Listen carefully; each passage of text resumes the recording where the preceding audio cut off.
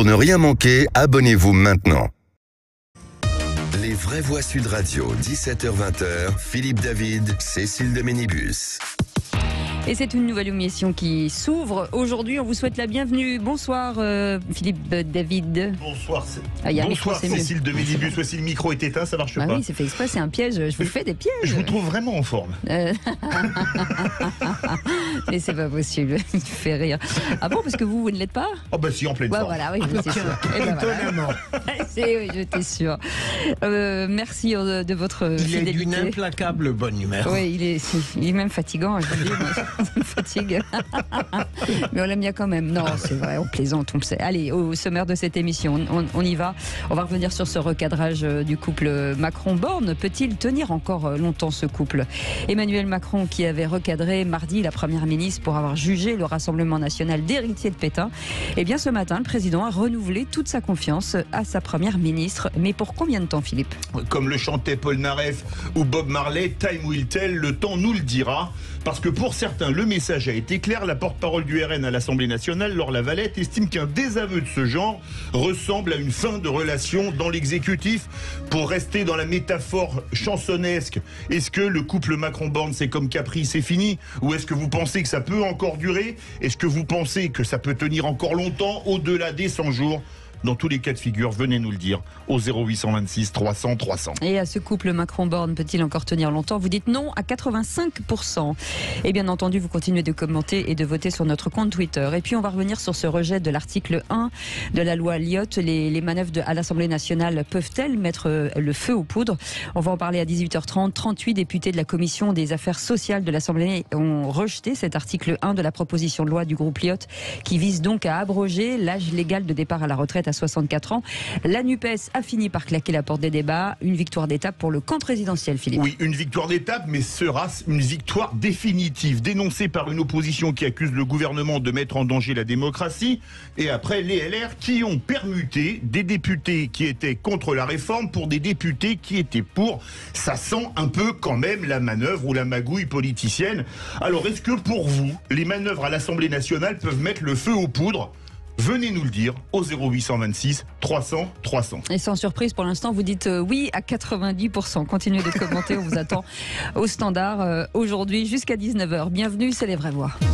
Les vraies voix Sud Radio. Et bienvenue surtout à nos vraies voix aussi. Philippe Bilger, président de l'Institut de la Parole. Ça va Philippe? Très très bien, je sors d'un excellent film, Omar la fraise. Omar la fraise. C'est pas mal du tout. Ouais, tiens, on va vous appeler comme ça. Ce soir avec nous, Omar la fraise. Il y avait Pépé le Moco, il y a Omar la fraise. Avec Benoît Magimel et le Reda Kateb. Ouais. Mais malgré les apparences, il m'arrive de travailler. Ah oui, bien sûr, on sait que vous travaillez beaucoup. Après Omar la fraise. Pépé le Moco.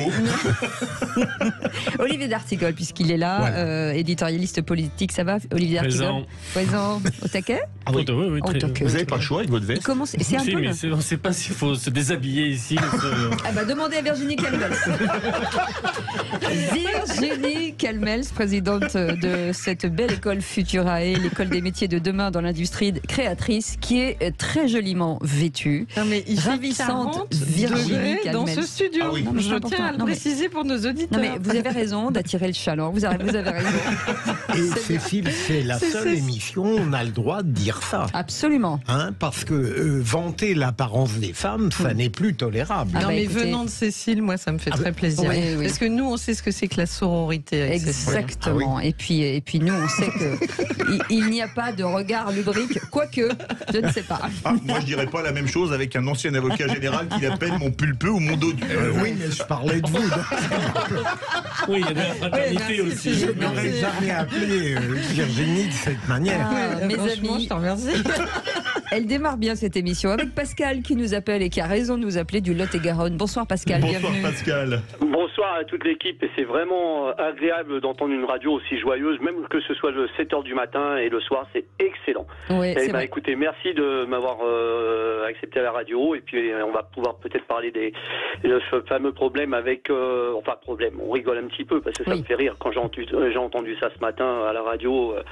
Mais bon, voilà, c'est la vie, quoi. On a affaire à des politiciens qui nous prennent pour des goyots, quoi, mais on n'en est pas. Eh ben écoutez, Donc, on vous donnera la possibilité de témoigner, Et Pascal. Pierre, vous faites quoi dans la vie, pardon?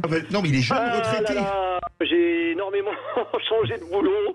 J'ai été fonctionnaire, militaire, transport, après à mon compte. Je suis revenu salarié, je me suis remis à mon compte. Et puis maintenant, je suis à la retraite depuis le 1er avril. C'est pas un poisson. Eh ben bravo, bravo. Je suis parti avec en minorisation, hein, entre parenthèses, parce qu'ils voulaient que j'aille à 65 ans. Je me suis demandé s'ils n'avaient pas vu la Vierge. Ah d'accord.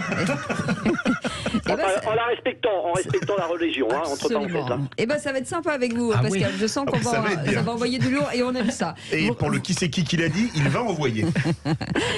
Et aujourd'hui, qui est né le 31 mai 1930? Quelqu'un qu'on aime beaucoup. Si je vous dis le bon, la brute et le truand. Clint Eastwood. Clint, exactement. Le monde se divise en deux catégories. Ceux qui ont un pistolet chargé et ceux qui creusent.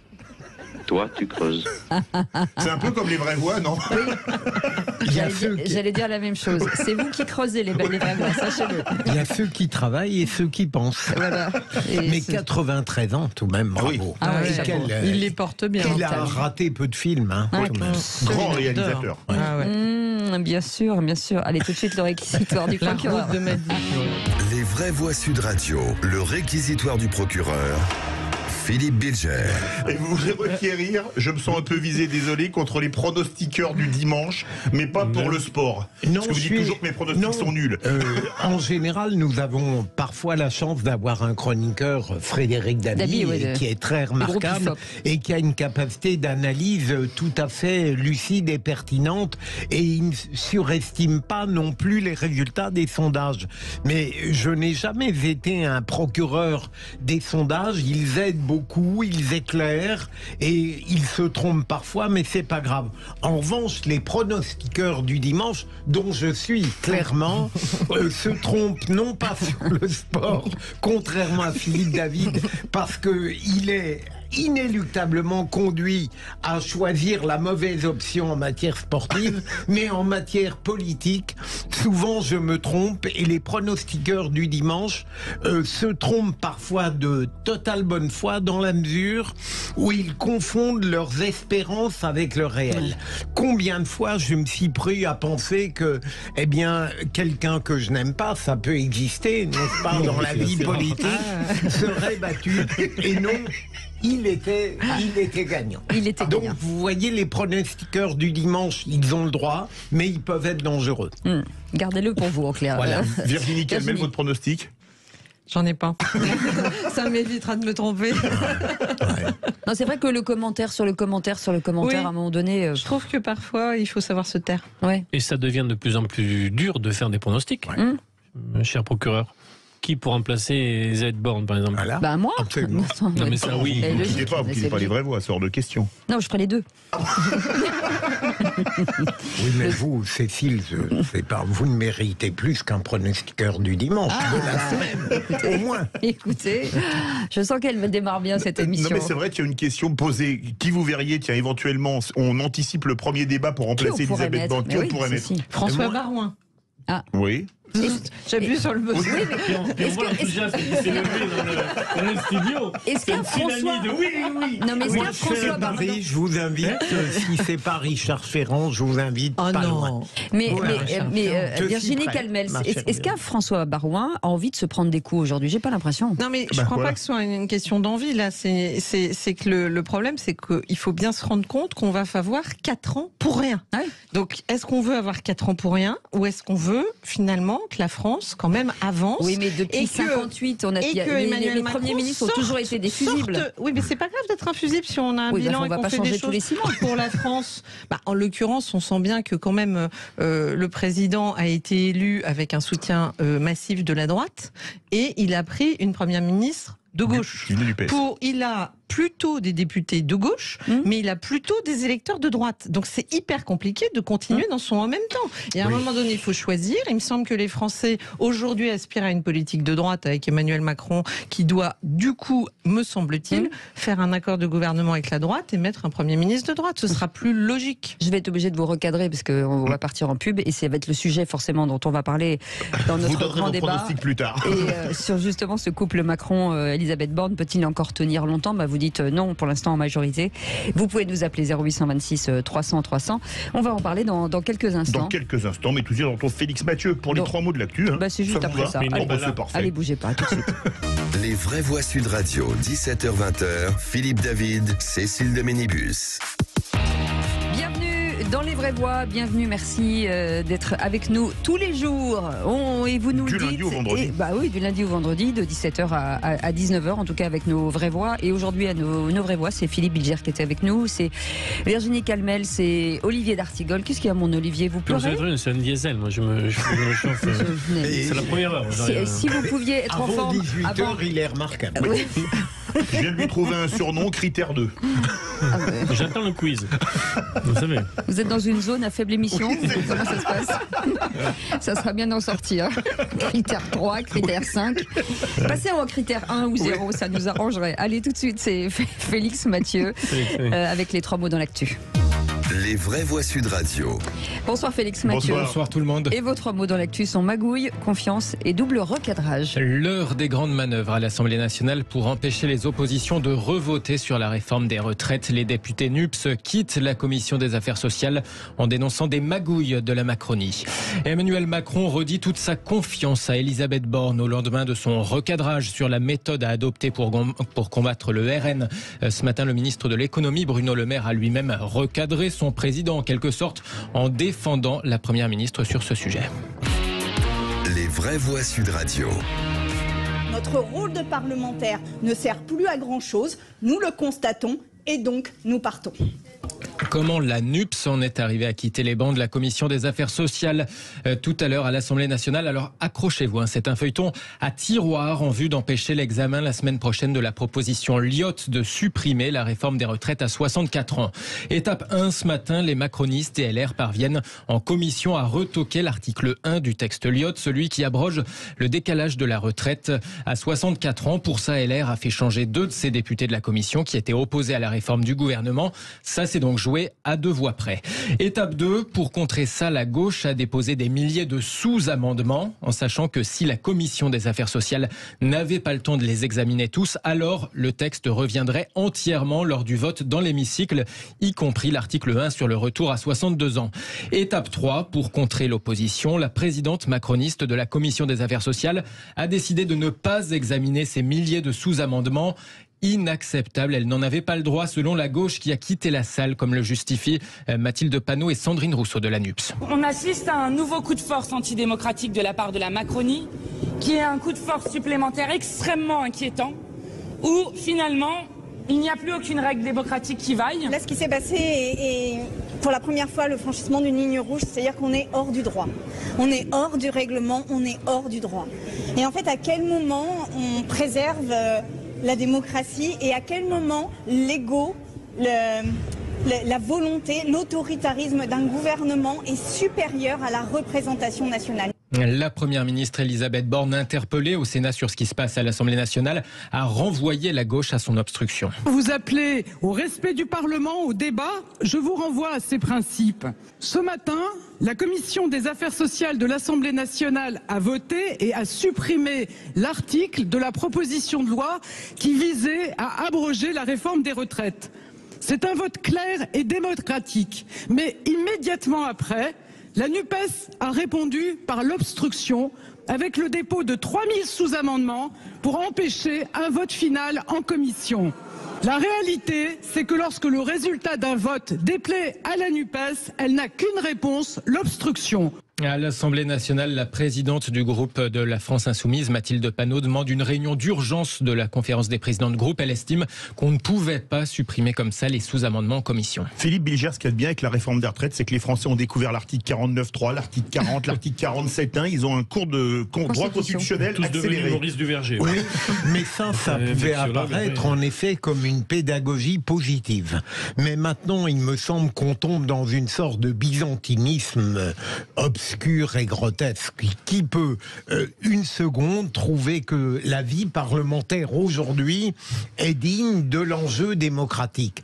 Je défie quiconque de comprendre quoi que ce soit, à part Virginie et Olivier bien sûr, à ce qui se passe au Parlement. Ça devient de la folie pure. C'est exactement ce qu'on se disait en préparant cette émission, en disant qui va finir par comprendre ce qui se passe, Virginie Calmels. Qui a compris a priori? Oui, enfin, je comprends un petit peu ce qui se passe, mais le problème, c'est que j'ai quand même le sentiment que chez les macronistes, on ne veut pas comprendre qu'ils ne sont pas en situation de majorité absolue. Et du coup, c'est vraiment pour moi le postulat de base, c'est-à-dire que tant qu'ils font comme si ils avaient la majorité, eh bien, ça va occasionner alors plus ou moins de problèmes, un 49.3 parce que le texte ne passerait pas, ou des contorsions sur de la Constitution pour essayer de bloquer ce que Lyotte avait fait, qui était a priori tout à fait recevable. Donc, pour moi, le défaut, le principal défaut, c'est de vouloir continuer dans ce quinquennat sans assumer qu'il n'y a pas de majorité absolue, d'où, et Philippe dira que je suis obsédé avec ça, je pense la nécessité de passer un accord de gouvernement, et a priori plutôt avec la droite. On en parlera à 18h30, c'est l'objet de notre Le plus grand nombre dans le débat. pays comprend, c'est que l'exécutif n'a pas de majorité au Parlement, à l'Assemblée nationale. Ce que le plus grand nombre comprend, c'est que on ne voit pas très clair un second quinquennat, pourquoi faire? Quel est le projet? Quelle est la vision? Quel est l'imaginaire aujourd'hui politique que propose Emmanuel Macron? Il en avait un en 2017, on ne peut pas lui enlever. Moi, je ne le partageais pas, mais il y en avait un.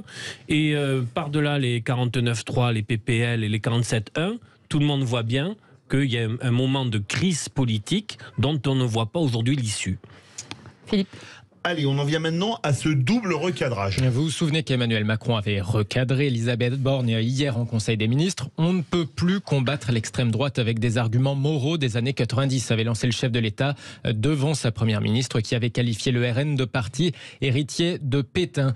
Eh bien, le recadreur présidentiel s'est un peu fait recadrer lui-même, l'air de rien, par son ministre de l'économie, Bruno Le Maire, ce matin chez nos confrères de France Inter. Je pense que le Rassemblement national a une histoire et que la première ministre est parfaitement fondée à rappeler cette histoire, et je pense surtout qu'aujourd'hui nous avons un parti dont aucune des solutions ne fonctionne. On peut rappeler parfaitement, comme l'a fait la première ministre, l'histoire du Rassemblement national, tout en combattant le Rassemblement national sur ses propositions et sur ses idées. Je rappelle qu'il voulait la suppression de l'euro. C'est l'euro qui nous a sauvés face à la crise du Covid. Je rappelle qu'il voulait l'alliance avec la Russie. La Russie a attaqué l'Ukraine. Je rappelle qu'il a proposé la baisse de la TVA. C'est complètement inefficace pour lutter contre l'augmentation des prix. Et la polémique s'est même invitée en Slovaquie aujourd'hui, la Slovaquie où se trouvait Emmanuel Macron. Interrogé sur le sujet, le président de la République persiste et signe. On ne peut plus battre l'extrême droite simplement avec des arguments historiques et moraux. D'abord parce que cette extrême droite s'est transformée, et ensuite parce qu'elle a beaucoup d'électeurs aujourd'hui qui ne votent pas pour cette histoire, mais votent parce qu'ils se disent au fond, on n'a pas encore essayé cela et ce qu'ils nous proposent paraît séduisant. Il faut répondre au concret, en réindustrialisant le pays, en disant la vérité sur les comptes publics, en menant des réformes courageuses, parfois impopulaires, lorsqu'il faut le faire, parce que l'extrême droite ne peut prospérer que sur le déni de réalité. Voilà ce que j'ai dit. Voilà ce que j'ai dit, et il ne fallait pas y voir un recadrage contre Elisabeth Borne donc. Quant à ce que j'ai pu entendre sur Madame la Première ministre, je veux ici lui redire toute ma confiance, et vous savez, j'ai un mode de fonctionnement simple. Quand j'ai des choses à dire, les premiers ministres depuis 6 ans, nous réglons les choses ensemble. Je ne le fais jamais autour de la table du Conseil des ministres ou par médias interposés. Et c'est plus simple ainsi, ça fonctionne mieux. Voilà pour la politique intérieure, mais à Bratislava, Emmanuel Macron a aussi affirmé que Vladimir Poutine a réveillé l'OTAN avec le pire des électrochocs, évoquant évidemment la guerre en Ukraine. Lui, Emmanuel Macron, qui en 2019 avait affirmé à l'époque que l'Alliance Atlantique était en état de mort cérébrale. Merci beaucoup. Merci, Félix Mathieu. Ce sera l'objet de notre grand débat dans quelques instants. Sur ce recadrage, le couple Macron-Borne peut-il encore tenir longtemps? Vous dites non à 84%, 0826 300 300. Vous pouvez bien entendu venir débattre avec Philippe Bilger, Olivier d'Artigol et Virginie Calmels. On est ensemble jusqu'à 19h avec Philippe David. À tout de suite. Les vraies voix Sud Radio, 17h-20h, Philippe David, Cécile de Ménibus. Comme chaque jour, on vous accueille à la maison Sud Radio. Bienvenue à tous. La maison du bonheur. La maison avec papa Philippe David et nos enfants, hein. Philippe Bilger, Olivier D'Artigol et Virginie Calmels. Non, pas du tout, Philippe. Voilà. Mais d'ailleurs, ça n'est pas un rôle honteux. Non, c'est pas du tout un rôle honteux, mais vous avez une dynamique, une modernité, donc je qui cache ne vous date pas, trop bien mon âge. Voilà, c'est ça. Écoutez, qu'est-ce que vous voulez que je vous dise? Mais envoyez-moi votre chirurgien, ça m'intéresse. En tout cas, on vous souhaite la bienvenue. 0826 300 300. Tout de suite, le grand débat du jour. Les vraies voix Sud Radio, le grand débat du jour. J'ai des choses à dire. Les premiers ministres depuis 6 ans, je le dis dans un colloque singulier dont rien ne sort, et nous réglons les choses ensemble. Je n'ai jamais entendu Marine Le Pen dénoncer ce qu'ont pu être les positions historiques de son parti, et je pense qu'un changement de nom ne change pas les idées et les racines. Ces propos ont choqué à tel point que le président de la République a été amené à la recadrer. J'étais stupéfait de voir la première ministre recadrer sur un sujet comme celui-là. L'extrême droite ne peut prospérer que sur le déni de réalité. Voilà ce que j'ai dit. Quant à ce que j'ai pu entendre sur Madame la Première ministre, je veux ici lui redire toute ma confiance. Donc elle a toute ma confiance et voici les clarifications attendues sur l'extrême droite. Et donc au lendemain d'une réaction qui est apparue comme un recadrage d'Elisabeth Borne pour ses propos tenus envers le Rassemblement national, Emmanuel Macron a tenu à mettre les choses au clair sur sa relation avec la Première ministre. Elisabeth Borne a encore visiblement toute sa confiance, Philippe. Mais pour certains, le message est clair. Écoutez ce que dit la porte-parole du RN à l'Assemblée nationale, Laure Lavalette. Quand vous êtes désavoué comme ça par le président de la République, c'est un désaveu comme il n'y en a pas eu depuis très longtemps sur un Premier ministre. C'est qu'à mon avis, ça sent un peu la fin de votre relation, ça sent un peu la fin de votre couple. Et je pense qu'en fait, c'est une dame sur le départ. Je pense qu'elle a un peu craqué. À mon avis, c'est plutôt une première ministre qui est rincée, qui n'a pas survécu aux 15 jours des retraites. Et je pense d'ailleurs qu'elle aurait dû, avec un peu de panache, partir à ce moment-là. Elle l'a pas fait. À mon avis, là, elle vient de se cracher en flammes avec ce dérapage. Est-ce que pour vous, les propos d'Emmanuel Macron hier signent le divorce, la rupture dans le couple Macron-Borne? Est-ce que la confiance annoncée ce matin ne ressemble pas un peu à ces présidents de club qui annoncent leur confiance à l'entraîneur parce qu'ils savent que dans les 48 heures qui suivent ou un peu plus tard, ils ou elles vont partir? Vous pensez oui, vous pensez non? Un seul numéro, le 0826 300 300. En tout cas, dans notre couple Macron-Borne, peut-il encore tenir longtemps sur notre compte Twitter? Vous dites non à 85%, donc continuez de commenter. Et pour en parler, Jean Petot est avec nous, politologue. Bonsoir, merci d'être en direct sur Sud Radio. Avant de revenir vers vous, Jean Petot, bien sûr, Philippe Bilger, votre avis sur ce couple Macron-Borne peut-il tenir longtemps? Alors, forcément, un jour, pardon pour la banalité, il s'arrêtera. C'est très clair. On sait bien qu'à un moment donné, le président choisira un autre Premier ministre.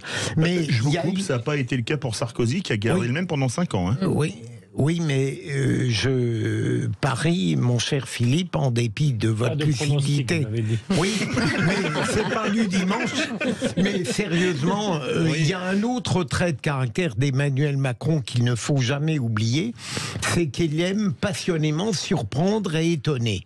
Et regardez même l'épisode avec sa première ministre, il la recadre en Conseil des ministres. Ensuite, il lui exprime toute sa confiance. Et à Bratislava, il dit des choses très pertinentes sur le Rassemblement national. Donc, avec lui, on est sûr de rien. Elle peut demeurer quelque temps, elle peut rester encore plus longtemps, mais j'avoue que je ne ferai pas le pronostic qui pourrait m'être reproché demain. Virginie Calmels. Moi, je pense qu'il faut dissocier les deux choses, c'est-à-dire d'un côté les propos sur le Front National, enfin le Rassemblement National, où là, moi, je trouve qu'Emmanuel Macron dit des choses intéressantes, c'est qu'il y en a quand même ras-le-bol de continuer à brandir des arguments moraux qui de toute façon ne fonctionnent pas, puisque le Rassemblement National ne fait qu'augmenter année après année. Donc il faut arrêter avec cette stratégie qui ne fonctionne pas, et je trouve que c'est pas inintéressant qu'il rappelle que peut-être on peut attaquer le RN sur d'autres choses que juste les arguments moraux. Ça, c'est une chose. Après, le couple Borne-Macron, pour moi, n'a rien à voir avec ses propos sur le RN. Il a à voir à ce qu'on a dit précédemment. C'est comment il pourrait tenir alors qu'aujourd'hui les électeurs de Emmanuel Macron attendent une politique plus à droite, et il a pris une première ministre de gauche. Il y a deux éléments. D'abord, j'ai de plus en plus de mal avec l'élasticité de la pensée politique, ou tout au moins de la communication d'Emmanuel Macron. C'est le même qui recadre aujourd'hui qui a fait un détour par Oradour-sur-Glane sur l'entre-deux tours de la dernière présidentielle. Donc, quel est c'est un Janus. Quel est son vrai visage? Première chose. Deuxième chose, à la place véritablement d'Elisabeth Borne, qui est dès le départ, au vu des conditions de sa nomination, un Premier ministre fort. Ce n'est pas un Premier ministre fort dès le début. Mais là, la succession d'un certain nombre de choses depuis l'annonce des 100 jours pourrait l'amener à jeter l'éponge. Le problème, il a été évoqué par Virginie Calmels, c'est qu'aujourd'hui, aucun profil n'émerge dans la classe politique française à droite dont on peut se dire, s'il arrive à Matignon, ça fait gagner les 20-30 voix LR à l'Assemblée nationale qui permettent une majorité, certes, ric-rac, mais qui peut permettre de faire le récit d'une seconde partie de quinquennat que pour l'instant on n'a pas. Oui, mais est-ce qu'il ne faut pas séduire les électeurs plutôt que les députés? Vous voyez ce que je veux dire? Alors il faut la dissolution. Oui, mais en tout cas, répondre aussi à l'attente des électeurs. Alors, Jean Petot, politologue, est avec nous. Jean Petot, c'est un pouce de Bordelais aujourd'hui. Il y a une reconstitution de Ligue 10. Est-ce que, finalement, de tout temps, la fonction de Premier ministre n'a pas toujours été un peu malmenée? Alors la fonction de première ministre, Cécile, si vous mettez le féminin, oui, on n'a pas beaucoup d'exemples. On a deux cas. Non, c'est la fonction, vous avez raison, de Premier ministre. Voilà, c'est ça, vous avez raison. Mais en tous les cas, non, mais c'est important, je crois aussi de rappeler l'expérience ou le cas Cresson, puisque j'ai été de ceux qui ont dit que Elisabeth Borne avait un CDD qui était quasiment acquis, qui devait être au moins de 10 mois et 15 jours, c'est-à-dire la présence d'Édith Cresson à Matignon entre 91 et 92, car il n'était pas politiquement envisageable pour Emmanuel Macron, qui je crois est soucieux des éléments qu'il peut laisser du point de vue historique, de, entre guillemets, licencier Elisabeth Borne plutôt que ce qui est arrivé à Édith Cresson. Alors ça fait maintenant, si vous comptez précisément, je crois, 2 mois et 5 jours que Madame Borne, j'allais dire, accumule, non pas les trimestres supplémentaires qui vont lui permettre d'avoir une retraite à taux plein, mais au moins elle dépasse Édith Cresson. Je crois que maintenant elle rentre, effectivement, on rentre dans une zone de turbulence, mais vous avez raison, les relations entre le Premier ministre et le Président de la République, sous la Ve République, ont toujours été des relations compliquées qui se sont souvent d'ailleurs traduites par le départ commandé, voulu par le chef de l'État de son Premier ministre à Matignon. Les exemples abondent. Regardez par exemple Michel Debré. Bon, il est Premier ministre du général de Gaulle à partir du 4 octobre 58, c'est-à-dire la promulgation de la Constitution de la Ve République, et ça va durer jusqu'au mois d'avril 62. C'est-à-dire que le général de Gaulle lui fait pratiquement tout faire. Une nouvelle Constitution, les ordonnances de 59 qui réorganisent la totalité pratiquement de l'État, et puis aussi tout le travail sur l'Algérie, même si le général est à la manœuvre, eh bien il faut que Michel Debré, d'une certaine façon,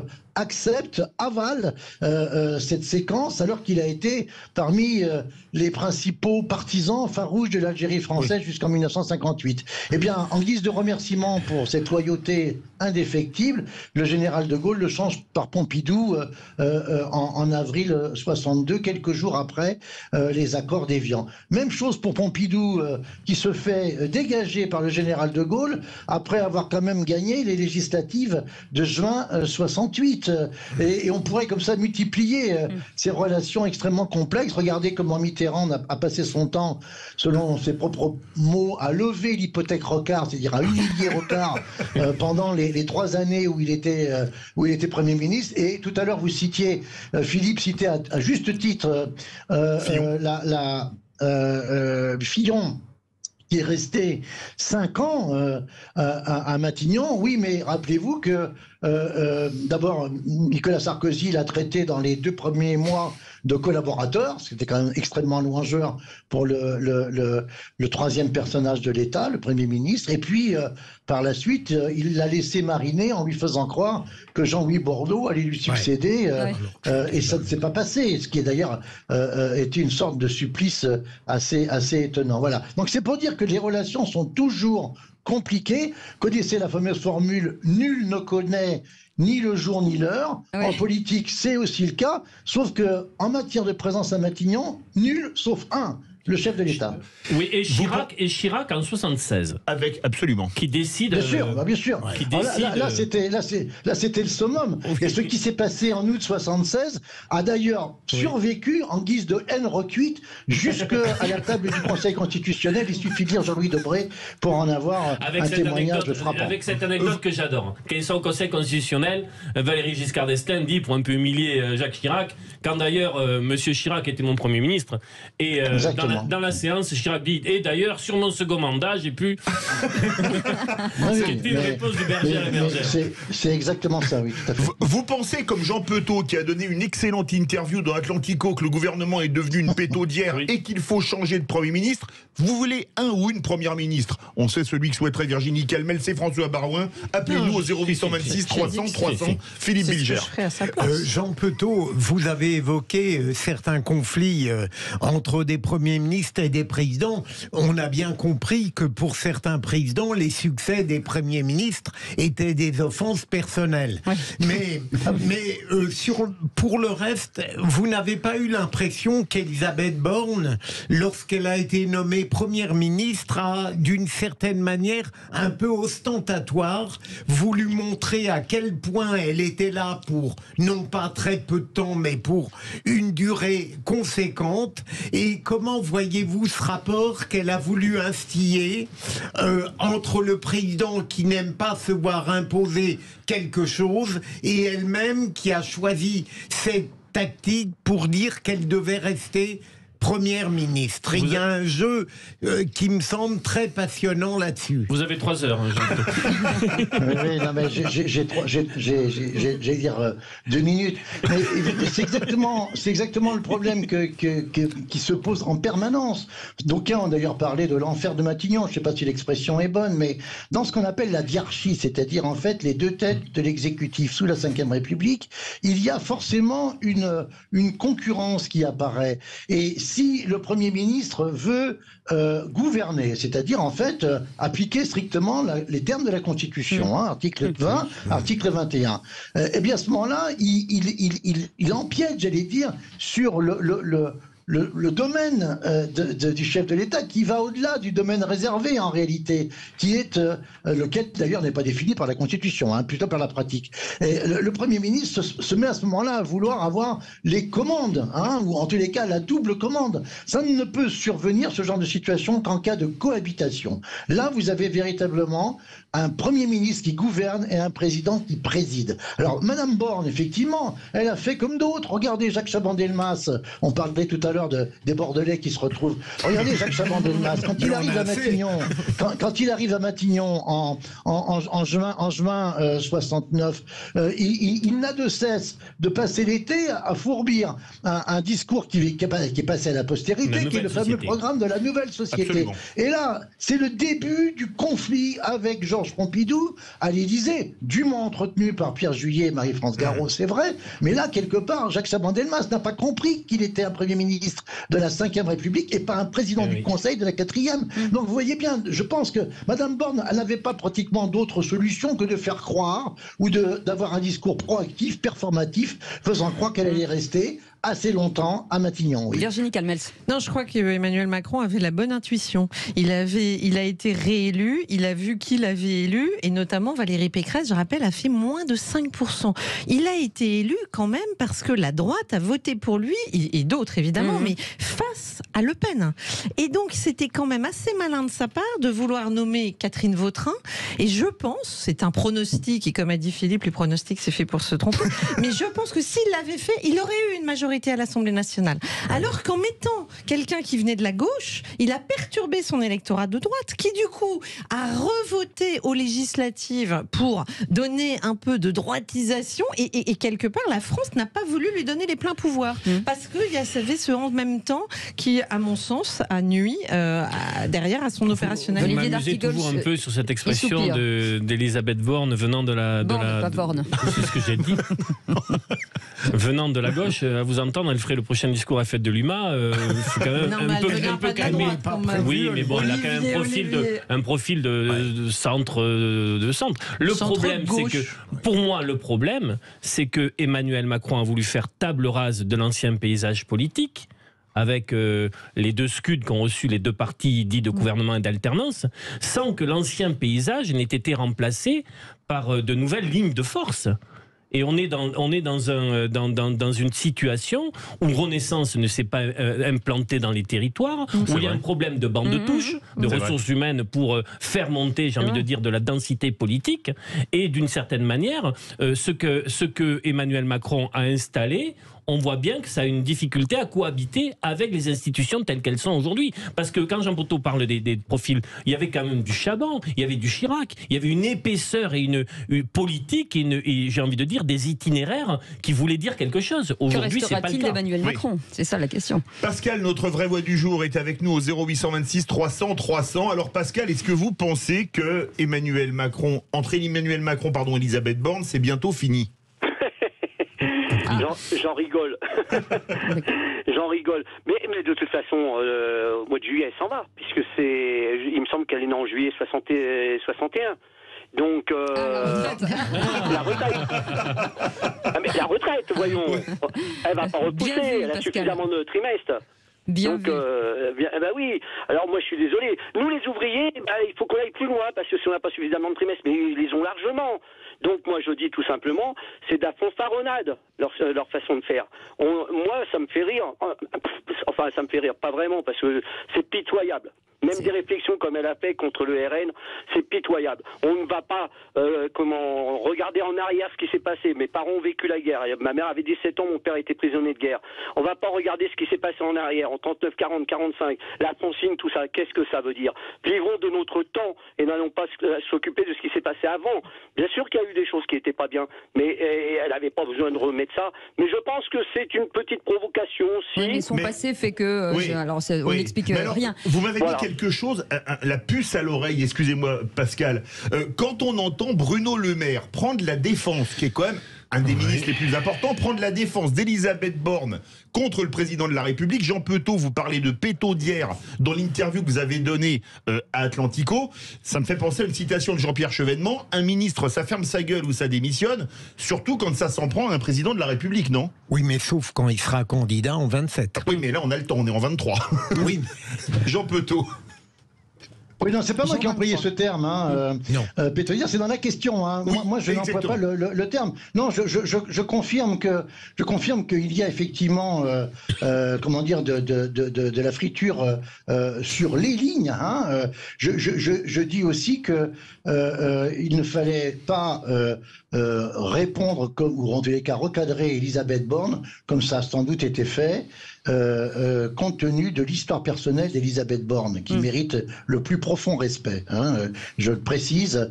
Et moi, je veux bien qu'on ne regarde pas dans le passé, mais enfin, quand on a vu à l'âge de 11 ans son père se suicider et se défenestrer parce qu'il ne s'est jamais remis de son retour d'Auschwitz, dans un convoi où il y avait 1250 personnes, d'après Serge Tersfeld, et où il y a eu 6 survivants. J'invite à relire Primo Levi, si c'est un homme qui s'est lui aussi suicidé. Hein, voilà. Donc, clairement, la parenthèse, c'est ça que j'ai voulu dire dans Atlantico. Je pense que c'était malvenu et c'était assez inacceptable de reprendre Madame Borne. Après, on en pense ce qu'on veut comme première ministre. On est d'accord ou pas d'accord avec sa politique, il y a plein de choses à dire, mais on respecte l'histoire personnelle des gens.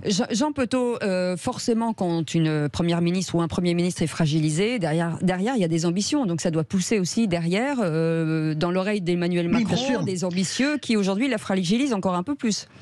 Oui, alors écoutez, c'est pas la première fois qu'on verrait aussi le bal des vaniteux, j'allais dire, s'effondrer quelque part, hein, parce que dans ces cas-là, vous savez, les présidents sont très cyniques la plupart du temps, ils considèrent aussi qu'il y a une loi qui est très subtile, qui consiste à diviser pour mieux régner, ou en tous les cas à faire croire qu'il peut y avoir plusieurs successeurs potentiels pour un poste, comme ça, les ambitions...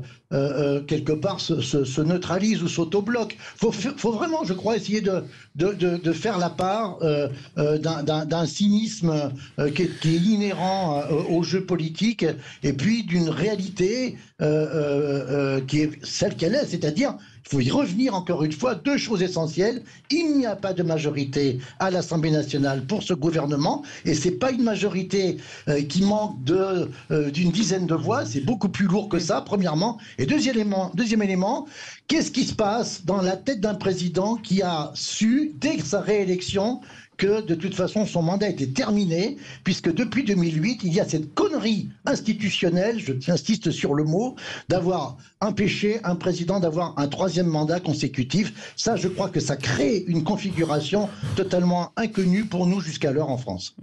Merci beaucoup Jean Petot d'avoir été avec nous, politologue. Merci. Et puis vous avez dit un mot, vous avez dit chose essentielle. Bah, chez nous, la chose essentielle, dans un instant, c'est le quiz de l'actu. Voilà, merci d'avoir été avec nous. Et puis on fait une petite pause, on revient dans un instant, tout de suite. Chers amis, Vraie Voix, vous qui nous écoutez, avez-vous déjà joué au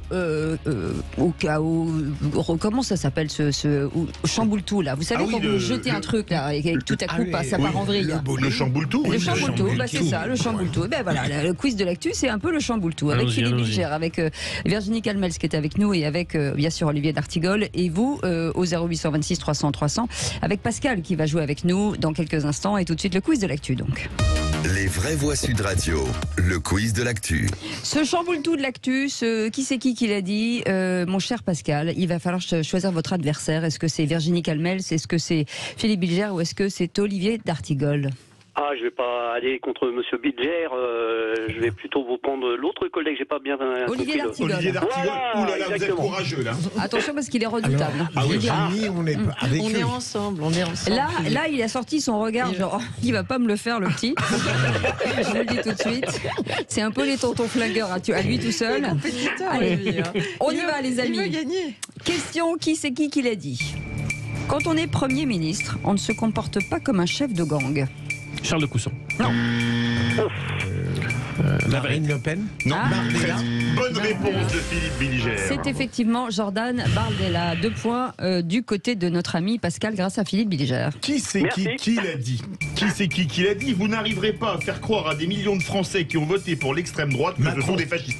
Philippe Bilger, le plus rapide. J'ai violé la règle, ma chère Cécile, que vous aviez édictée hier. Est-ce qu'il faut attendre la fin de la question ou pas?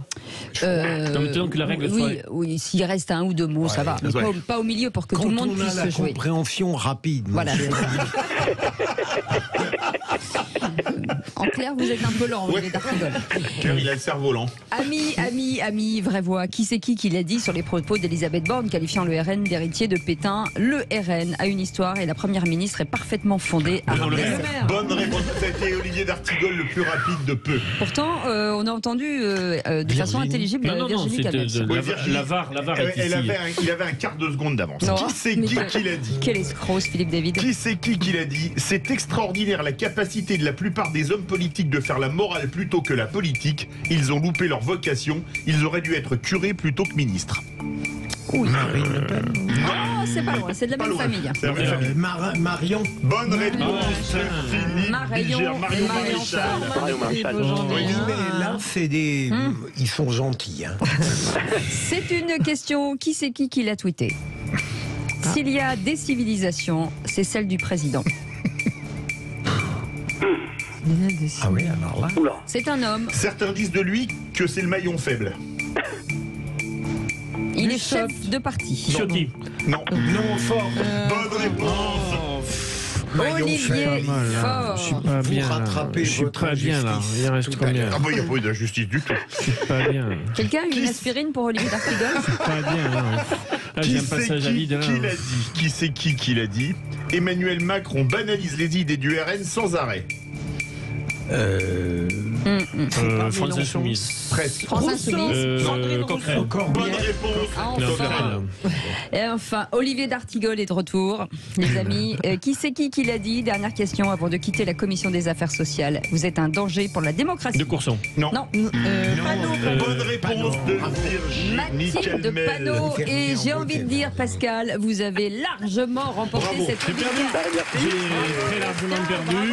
Ça faisait des mois que cela n'était pas arrivé dans dans cette proportion-là. Battre Olivier d'Artigol à ce jeu, c'est battre Nadal sur terre battue. Mais je demande quand même le contrôle antidoping de Olivier, amenez le flacon à Philippe Bilger. Allez les amis, on fait une petite pause, on revient dans quelques instants. Merci en tout cas d'être avec nous dans un instant. Le retour des Vraies Voix jusqu'à 19h avec le coup de gueule de Philippe David. À tout de suite.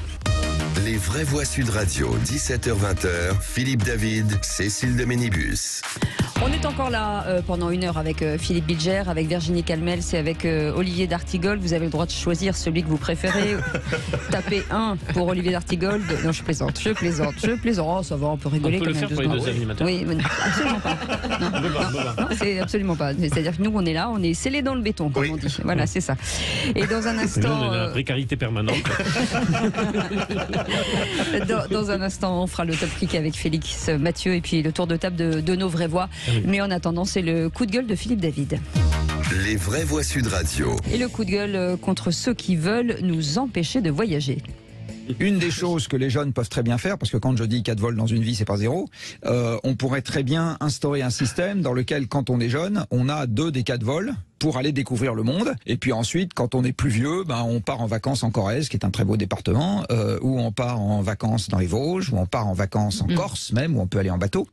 Vous avez bien entendu, c'était hier sur France Inter, Jean-Marc Jancovici, ingénieur et apôtre de la décroissance, nous dirait qu'on pourrait faire 4 voyages en avion dans sa vie, dont 2 quand on est jeune, et que passé un certain âge, on aura la Corrèze plutôt que le Zambèze, pour citer un certain Jacques Chirac.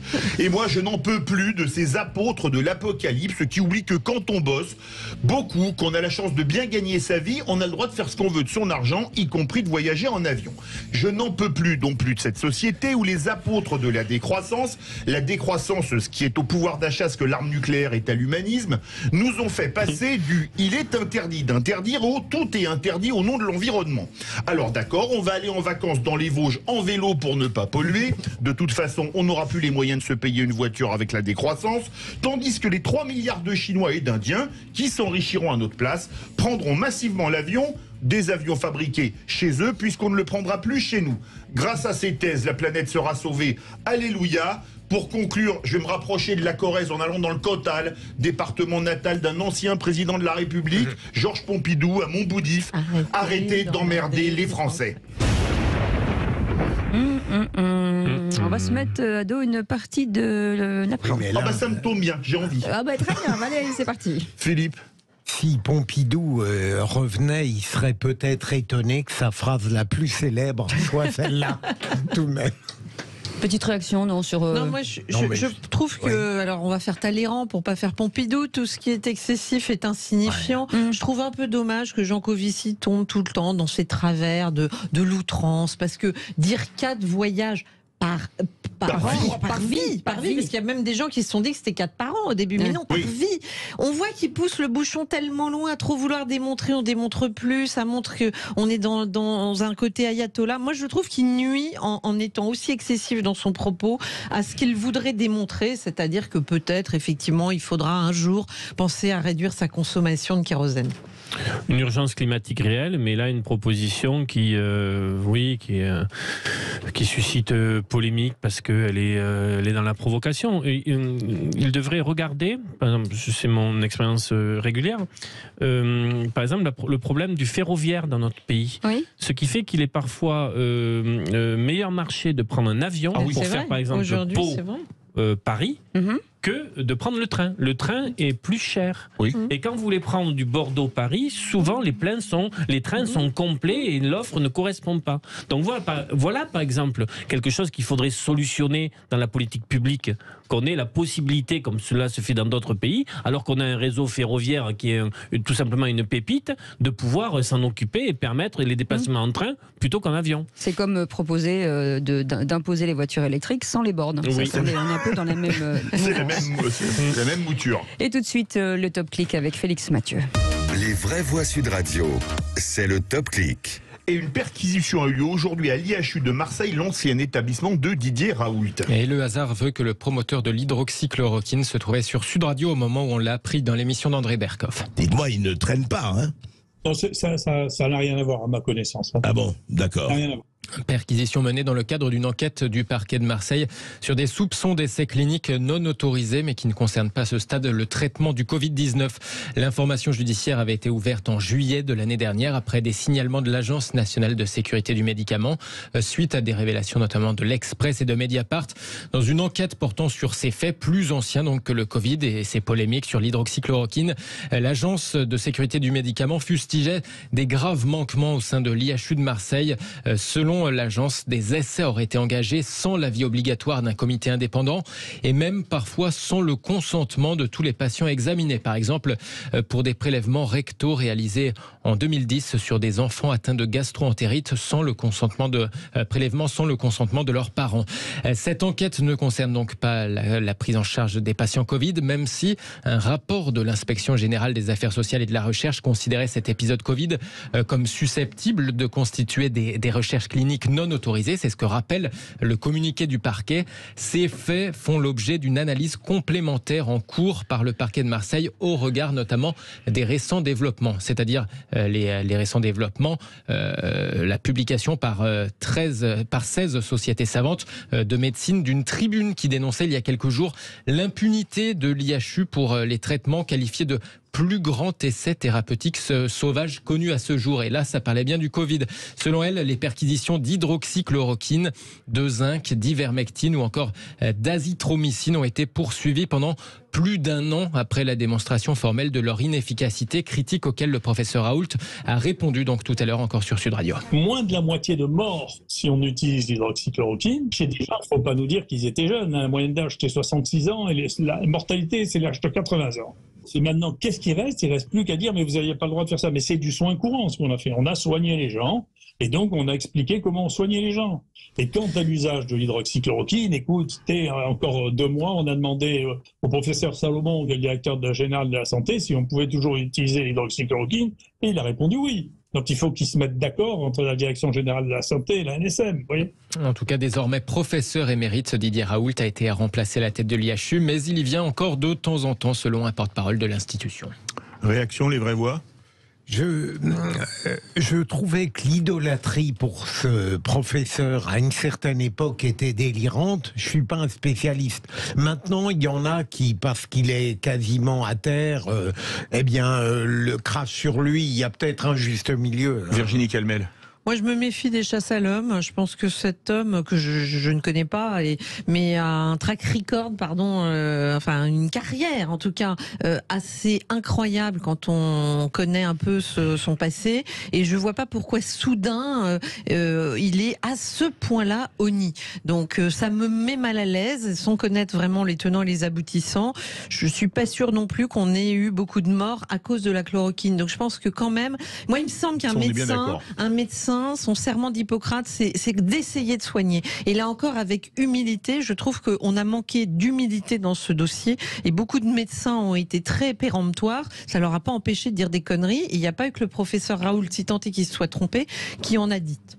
Il y a des enquêtes en cours, mais je suis assez d'accord avec ce qui a été dit, c'est-à-dire tout ce qui relève d'une meute n'est pas acceptable. Il est monté très haut médiatiquement, une popularité, il est même devenu un santon provençal. Il a mis du sien. Il a mis du sien. Sachant sur certains moments médiatiques aussi se faire détester par des formules dont il a usé et des jugements aussi à l'emporte-pièce qu'il a pu avoir pour des confrères. Je crois qu'il se joue dans ce monde des très hauts scientifiques. Il ne faut pas oublier qu'il n'est pas hors système. Il faisait partie du premier conseil scientifique, vous vous en souvenez. Donc je pense aussi qu'il doit se régler des haines cuites et recuites qui nous échappent un peu. Ouais. Merci beaucoup. Restez avec nous dans un instant. La suite des vraies voix avec Philippe Bilger, Virginie Calmels et Olivier d'Artigol. Et on se retrouve justement pour leur actu du jour. À tout de suite. Les vraies voix Sud Radio, 17h-20h, Philippe David, Cécile de Ménibus. Et elles ont des choses à dire, ces vraies voix, chaque jour du lundi au vendredi de 17h à 19h avec bien entendu Philippe David et Philippe Bilger aujourd'hui, Olivier d'Artigol et Virginie Calmels. Et tout de suite le tour de table de l'actu de nos vraies voix. Oh, dites, je vais envoyer les actualités, vous venez les voir dans la cabine? Je vais vous raconter une histoire pas banale. Et vous me racontez pas votre petite journée? On a assez perdu de temps comme ça. Le tour de table de l'actualité. On adore. Et pour Philippe Bilger, pas si facile de claquer la porte du Conseil des ministres ou de répliquer vivement devant eux au président. Oui, parce que j'ai entendu depuis hier des gens qui ont du courage par procuration. Oui. Alors que le monde politique ne brille pas par le courage, pas plus que d'autres univers professionnels, à tel point que j'ai toujours considéré que la vertu du courage était celle qui manquait le plus dans notre monde actuel. Mais à propos d'Elisabeth Borne, j'ai entendu, j'espère qu'elle ne sera jamais en berne, mais vous dépassez les bornes. J'ai entendu dire ici ou là qu'il aurait été si simple de répliquer vertement hier au président ou de claquer la porte du Conseil des ministres. Je ne crois pas qu'il y ait beaucoup de personnalités, hommes ou femmes, dans notre monde politique, de gauche ou de droite, qui aient eu ce courage ou cette provocation, entendons-nous. Virginie ? Je suis totalement d'accord avec Philippe Bilger sur l'absence de courage. Je pense que c'est une des vertus malheureusement les moins partagées, alors que dans ce type de fonction, c'est ce qu'on attendrait le plus. Et il me semble que pour être courageux, il faut être libre. Et pour être libre, il faut avoir un statut qui fait que malheureusement, je crains que beaucoup de gens soient emprisonnés et du coup, ils ne veulent pas se fâcher parce qu'ils ont peur du vide, peur de ce qui va se passer après. Olivier d'Artigol. Oui, mais comme on l'a dit tout à l'heure, Elisabeth Borne, qui a d'immenses qualités par ailleurs, n'est pas un animal politique, au sens où on a pu évoquer d'anciens premiers ministres. Et donc, c'est compliqué pour une techno, pour reprendre ce terme-là, et on a besoin de techno dans notre administration, d'avoir un acte de très grande liberté sur le plan politique. Elle n'a pas de parti, elle n'a pas de soutien, tout ça est très difficile. Olivier d'Artigol, votre tour de table, on reste avec vous. Une société de plus en plus connectée dans laquelle progresse la grande solitude, l'isolement et la mort sociale. Oui, chaque semaine, on commente des faits d'actualité. Parfois, on commente dans nos grandes agglomérations le fait qu'on découvre une personne morte. Sans que l'entourage, on a l'impression qu'il n'y a pas de famille, qu'il n'y a pas de voisins, qu'il n'y a pas de sociabilité autour d'elle. 11 millions de personnes se sentent seules en France. Et j'ai retrouvé la définition de l'isolement social. La solitude, cet isolement se mesure à partir de 5 réseaux de sociabilité. C'est bien de se le redire: la famille, le travail, les amis, le voisinage et le monde associatif. Et une personne est statistiquement isolée dans les sciences sociales quand elle n'a qu'un réseau par intermittence. Et donc, c'est souvent les gens dans la très grande précarité, dans le chômage, ça accentue l'isolement et la solitude, et ce sentiment de honte, elle n'en parle pas beaucoup. Les associations agissent, les élus locaux agissent, c'est parfois d'ailleurs le dernier filet. Je tiens d'ailleurs à dire que la ville de Pau, François Bayrou, a mis en place un plan anti-solitude qui fonctionne bien. Je termine par un témoignage d'une personne. Ce plan anti-solitude fait que des personnes viennent du monde associatif chercher des gens isolés en leur faisant la surprise. Et cette personne disait: on est venu me chercher et je suis allé au théâtre. Et qu'est-ce que c'est formidable d'être allé au théâtre. Et j'étais accompagné. Et j'étais très ému d'aller au théâtre. Je n'y étais plus allé depuis des années. Et j'étais avec des personnes dont j'ai pu faire la connaissance. Je trouve que le plan anti-solitude de Pau, pour ce qu'il réalise, est une bonne chose. Comme une surprise, c'est super. Ça me fait penser un peu, Olivier, ce que vous dites au grand livre de, je crois que c'était David Riesman, la foule solitaire. Il y a un peu de ça tout de même. Virginie Calmel. Moi, j'aime bien cette petite connotation très humaniste d'Olivier ce soir. C'est que on vit dans un monde où effectivement on a le sentiment d'être de plus en plus indifférent aux autres, et je trouve que c'est bien de rappeler qu'il y a des actions à mener, et puis que chacun aussi balaye devant sa porte vis-à-vis de ses proches et vis-à-vis de ses proches aussi, ses voisins parfois. Et vous parliez de solitude, et il y a la solitude de ces enfants harcelés. Virginie Calmels, l'avancée de l'affaire de harcèlement scolaire avec le suicide de la petite Lindsay. Oui, je voulais revenir sur ce sujet pour 2 raisons. La première, c'est parce que je pense que c'est toujours bien de mettre en lumière un vrai phénomène de société. On est en train de parler de 800 000 à 1 million de cas par an de harcèlement scolaire. Donc c'est vraiment quelque chose d'énorme qui doit tous nous interroger parce que c'est pour aussi... ceux qu'on connaît. Et qui sont effectivement, Cécile, il y a sans doute ce qu'on ne sait pas. Et ça nous interroge à la fois vis-à-vis de nos enfants, mais vis-à-vis aussi de ceux qui pourraient être des harceleurs potentiels, c'est-à-dire de bien rentrer dans cette pédagogie. Donc je trouve toujours intéressant de remettre en perspective des faits divers avec quelque chose qui va bien au-delà, qui est pour moi un phénomène de société et qui va un peu aussi avec ce que a dit Olivier tout à l'heure, c'est-à-dire une forme d'isolement parfois de certains enfants. Et puis le deuxième point, là pardon, mais j'ai été ultra choquée des propos du proviseur qui a expliqué qu'au fond le harcèlement n'avait pas lieu au sein de l'établissement, mais à l'extérieur de l'établissement. Et là, pardon, pour revenir à l'instant à ce que disait Olivier Artigol, mais on se dit, mais il n'y a plus d'humanité en fait. On est en train de perdre nos fondamentaux. C'est une réponse qui me semble terrifiante. Alors, je pense qu'on ne peut pas s'exonérer de responsabilité, et Dieu sait que aujourd'hui on n'est plus très responsable de grand chose, mais vouloir à ce point-là se dédouaner, alors que mine de rien, il n'y a pas que l'environnement scolaire, c'est un tout. J'ai trouvé que c'était sans remise en question incroyable que j'avais envie de mettre sur la table. Silence du proviseur, l'établissement n'était pas représenté à la marche blanche. Silence du ministre de l'Éducation nationale. Qui s'est même pas déplacé. Et le drame continue puisque une amie de l'INSEE est à son tour, elle, harcelée, avec des messages « tu vas aller la rejoindre ». Et il y a y compris des menaces d'actes à la con, désolé, sur la tombe de la jeune adolescente. Donc c'est l'enfer. Où sont les adultes dans ce moment-là? Et où sont les parents? Excusez-moi. Le fait que le beau-père voit l'INSEE qui est frappé violemment et le proviseur est là, il lui demande d'intervenir et le proviseur dit... Mais on n'est pas dans en dehors de l'enceinte. Franchement, là, le ministre de l'Éducation... Est-ce qu'il n'y a pas non-assistance à personne en danger? Le ministre de l'Éducation, pardon, mais là, ne brille pas. Encore une fois, vous allez dire que je suis obsédée, cher Philippe, mais honnêtement, là, le ministre de l'Éducation, je trouve qu'il enchaîne des boulettes. Non, mais c'est des vraies boulettes. C'est plus de la politique, c'est de l'humain. Oui, c'est ça, c'est de l'humain. Et en même temps, Virginie Pamdia, il a dit qu'il voulait faire dans la discrétion. Ça, on peut dire qu'il En tout cas, il y a bien un sujet qui n'est pas très discret, c'est le rejet de l'article 1 du groupe Lyotte. Les manœuvres à l'Assemblée nationale peuvent-elles mettre le feu aux poudres? Pour l'instant, vous dites oui à 88%. C'est notre question du jour pour notre débat dans quelques instants. À tout de suite. Les vraies voix Sud Radio, 17h-20h. Philippe David, Cécile de Ménibus. Ce sont les vraies voix jusqu'à 19h. On vous souhaite la bienvenue si vous venez de nous rejoindre. Et vous les entendez derrière moi, Eric Canet. Est-ce que vous pouvez vous taire, Virginie Calmels? Pardon. Elle est quand même patronne d'une école et elle parle pendant que je parle. C'est difficile. J'avais pas entendu qu'on avait repris. Bien sûr. C'est difficile. C'est ça. Non, c'est pas moi, c'est mon voisin, bien sûr. En CM2, on faisait déjà cette blague. Philippe Bilger est avec nous, Olivier d'Artigol est avec nous et Virginie Calmels, bien entendu. Et tout de suite, c'est le coup de projecteur des vraies voix. Les vraies voix Sud Radio, le coup de projecteur des vraies voix. Pour 38, contre 34, abstention 1.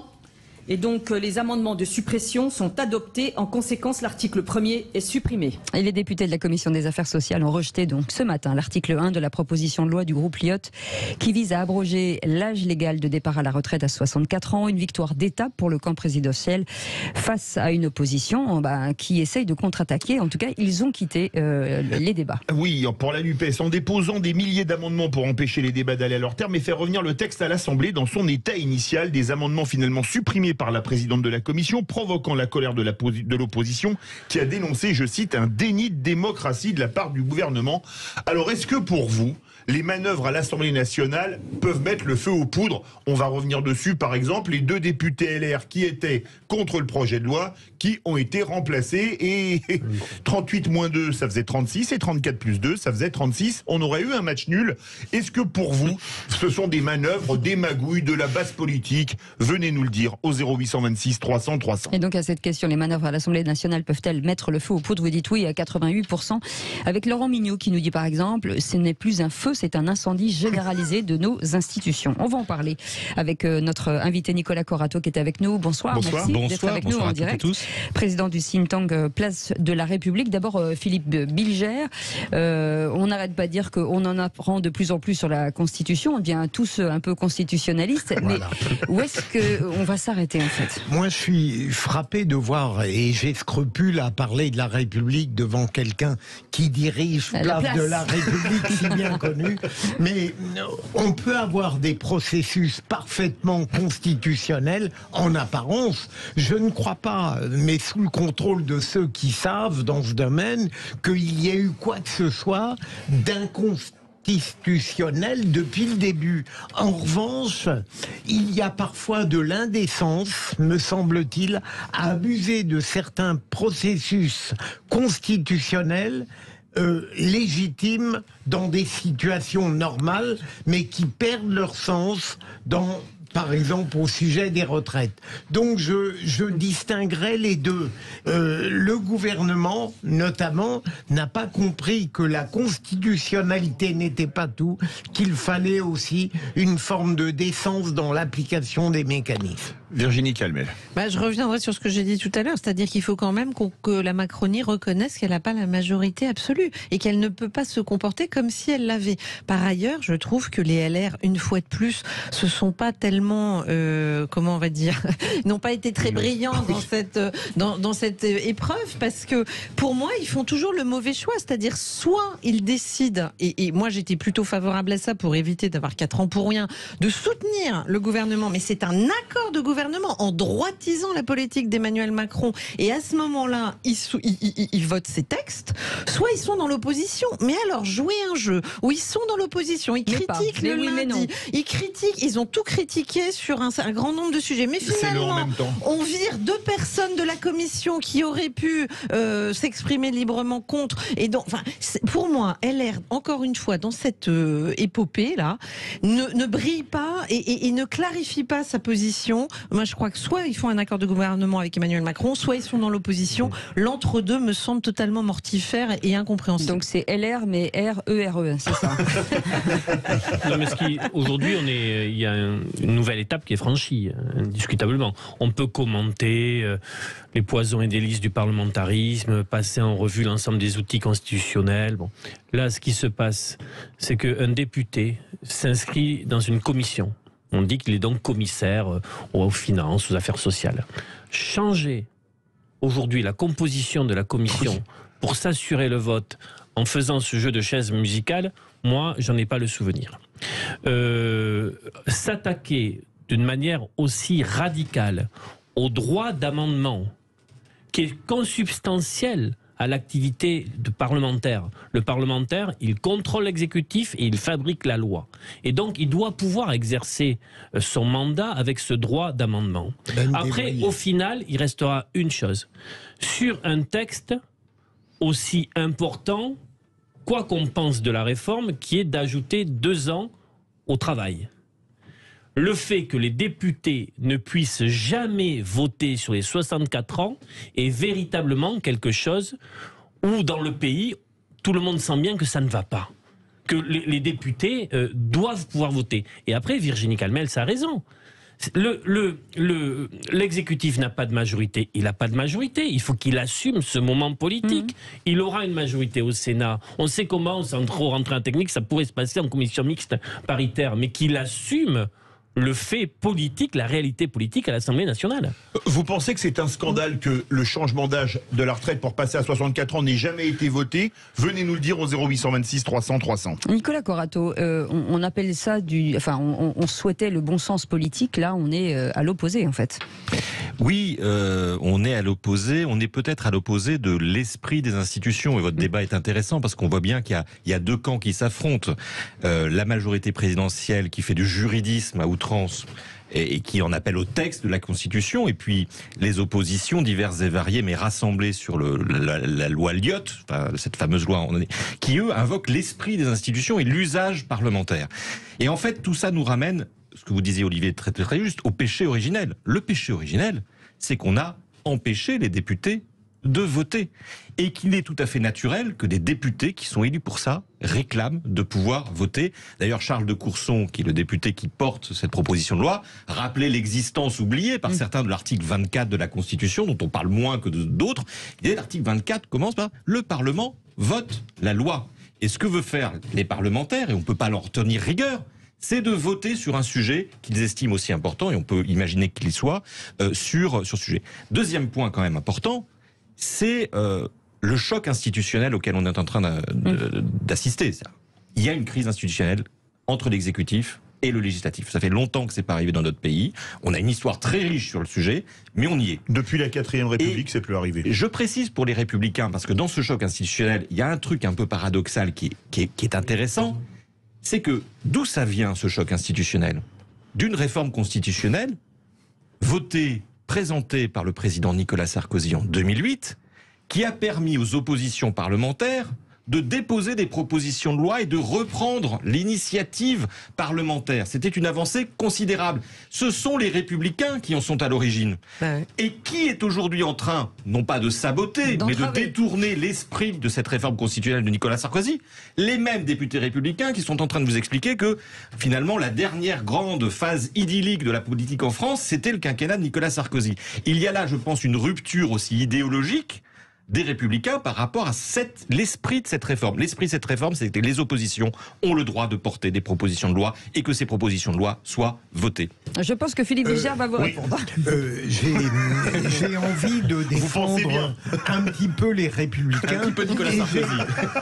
Là, ne craignez rien de faire Nicolas. Pour une fois que je fais un hommage à Nicolas Sarkozy devant vous, Philippe. N'en abusez pas, tout de même.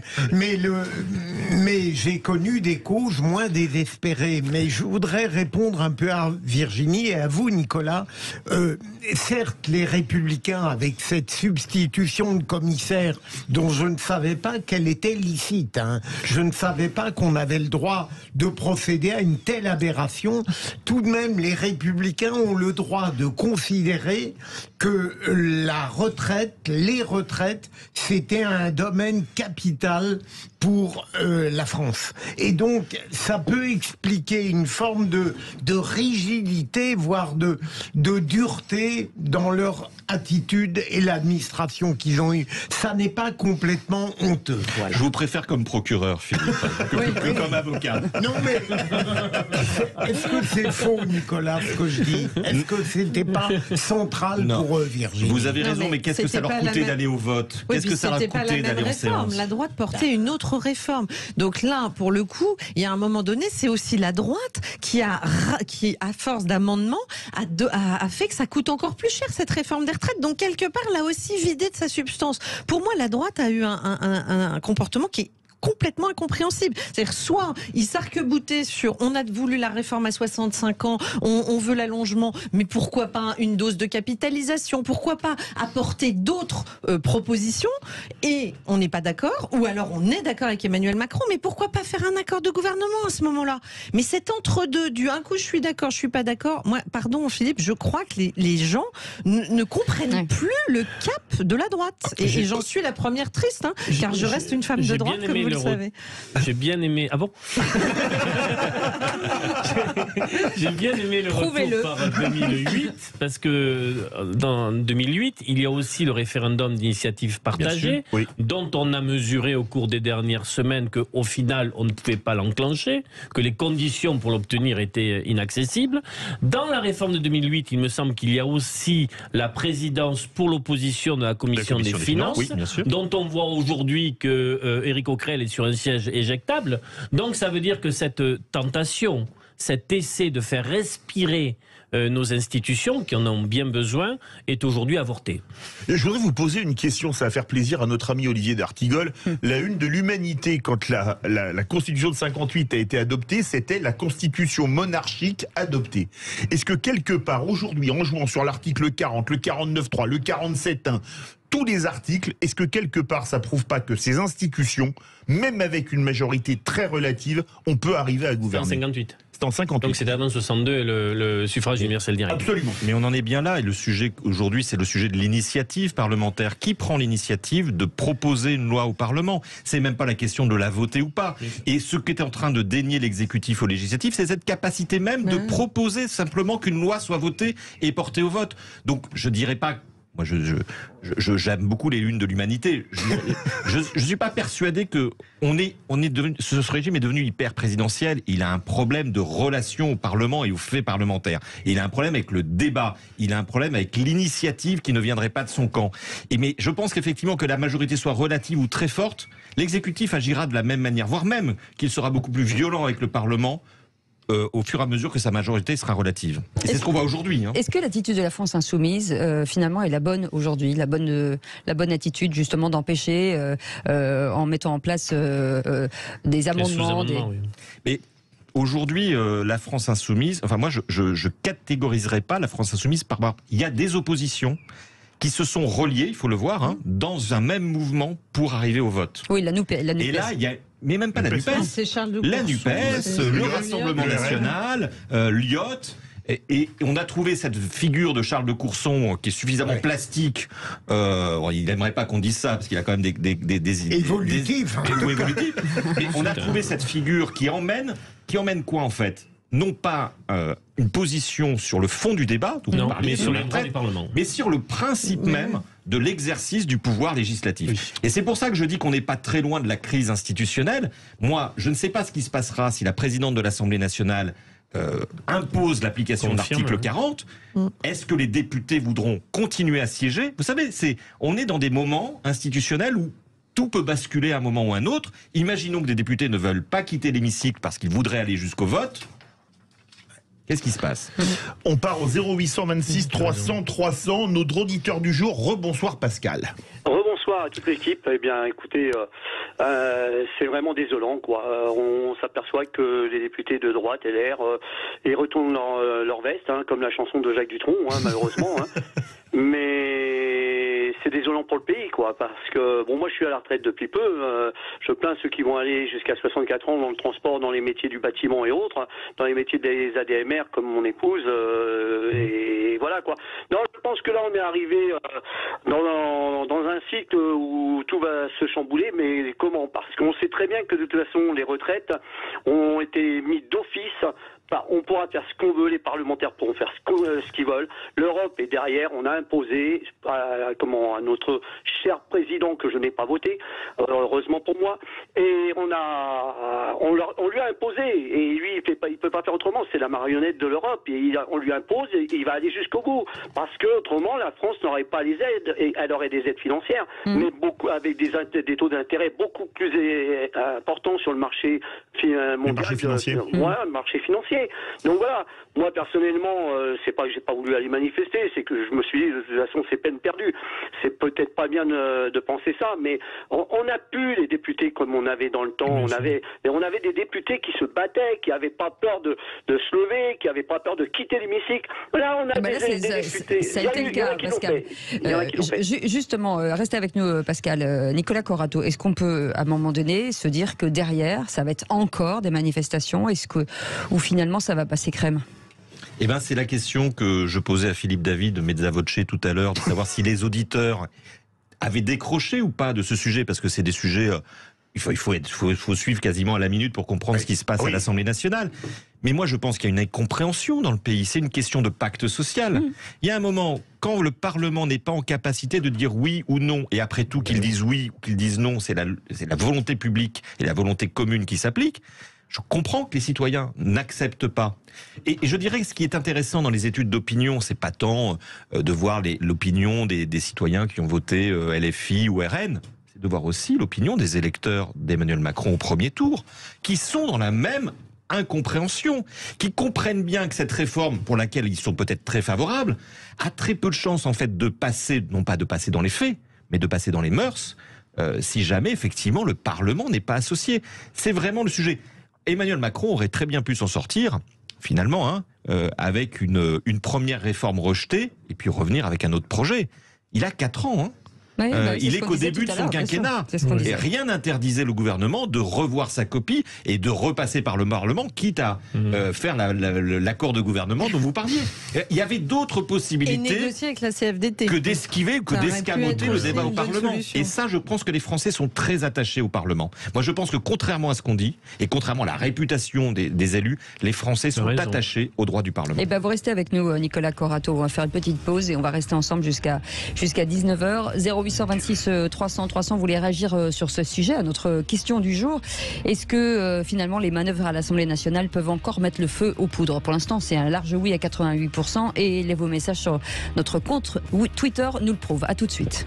Sujet avec cette question, les manœuvres à l'Assemblée nationale peuvent-elles mettre le feu aux poudres? Pour l'instant, vous dites oui à 88% et on a gardé Nicolas Corato, président du think tank Place de la République, et puis Philippe Bilger, et puis bien sûr Virginie Calmels et Olivier d'Artigol, avec une réaction au 0826 300 300 qui vient de Nîmes avec Fred. Bonjour Fred. Bonsoir Fred.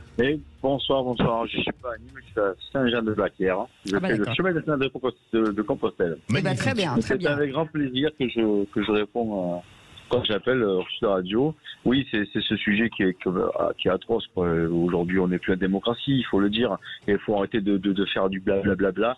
Aujourd'hui, ça ne sert plus à rien de voter, ils font ce qu'ils veulent. Ils font du 49.3, ben oui, c'est légal, ben oui, c'est comme ça. Mais en fait, on fait ce qu'on veut. C'est légal, mais pas moral. Donc voilà. Donc aujourd'hui, moi, j'aimerais que les Français arrêtent de voter, comme je fais depuis des années, parce que ça ne sert strictement à rien. Les banquiers élisent des petits candidats. La presse est détenue par des milliardaires. Le public, c'est pareil. C'est des directeurs qui sont nommés par les mêmes politiques qui sont élus. Donc c'est du n'importe quoi maintenant.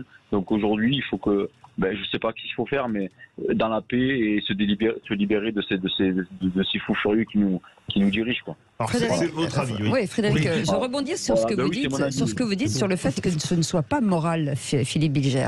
Mais c'est très fort ce qu'il dit.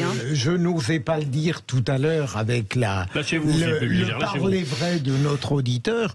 C'est vrai qu'on peut avoir le sentiment que les choses sont légales, et encore une fois, personne n'a réussi à démontrer que tout ce qui est mis en œuvre depuis maintenant quelques mois est inconstitutionnel. Mais ce que l'auditeur appelle non moral, moi je l'appelais non décent. Il y a des manières de violer, je dirais, une loi qu'on feint de respecter. Et là, vous l'avez tous dit, les droits du Parlement sont véritablement saccagés et bafoués. Est-ce que c'est pas un peu du parlementarisme, vous me passerez l'expression, à la hussarde, Nicolas Corato? C'est de l'exécutif à la hussarde plutôt. C'est l'exécutif c'est l'exécutif qui charge à la hussarde. Mais votre auditeur a tout à fait raison. Tout ce qui est légal n'est pas nécessairement moral. Vous avez 3 heures. C'est un joli sujet de philo. Mais on en revient à ce que je disais sur l'esprit versus le texte. Tout ce que fait le gouvernement est conforme à la Constitution. C'est constitutionnel. D'ailleurs, le Conseil constitutionnel l'a reconnu. Mais est-ce que c'est conforme à l'esprit de nos institutions ? Manifestement, les Français pensent que non. Et ont certainement raison de penser ce qu'ils pensent. Et là où on a un problème, c'est que vous le disiez, dans le passé, l'exécutif en a tiré des conséquences. La cohabitation, parfois des coalitions, parfois des dissolutions, des remaniements. Vous vous rendez compte qu'on a utilisé le 49.3 quasiment une dizaine de fois en 6 mois? Pas un seul remaniement. C'est-à-dire qu'il n'y a aucune conséquence politique de ce qui se passe dans l'esprit des institutions. Et donc ce gouvernement, finalement, est un gouvernement légaliste, mais peut-être qui devrait s'interroger sur l'esprit et sur sa morale. Sa morale. On a le temps 30 secondes. En même temps, Nicolas, ce gouvernement se vante d'avoir fait voter un grand nombre de lois avec ce système. Il ne devrait pas se vanter. Mais la coalition, on l'a pas testé, je crois que c'est le moment. C'est le moment. Mais on a compris que vous aviez très envie de tester la coalition. Je pense qu'il n'y a pas d'autre choix. Allez, ce sera le mot de la fin. Merci beaucoup Nicolas Corato d'avoir été avec nous. Merci beaucoup Philippe Bilger. Merci beaucoup Virginie Calmels. Merci beaucoup Olivier d'Artigol pour ce joli moment avec vous. Dans un instant, on fera le point sur les pompiers, vous savez, sur les feux, sur les pompiers, sur la loi justement incendie, sur ce qu'il faut faire, pas faire, et sur la prévention face aux incendies prévus cet été. Restez avec nous. On est ensemble avec Philippe David jusqu'à 20h. À tout à l'heure.